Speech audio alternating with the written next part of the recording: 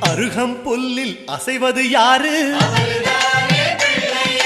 அறிவை விருத்தி செய்வது யாரு? மண்ணை குழைத்தால் வருவது யாரு? மண்ணை காக்கும் சாமியும் யாரு?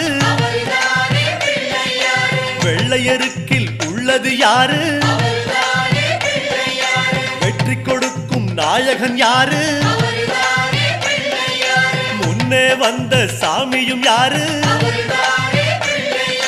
அவரும் வாழ்வது எங்கே கூறு?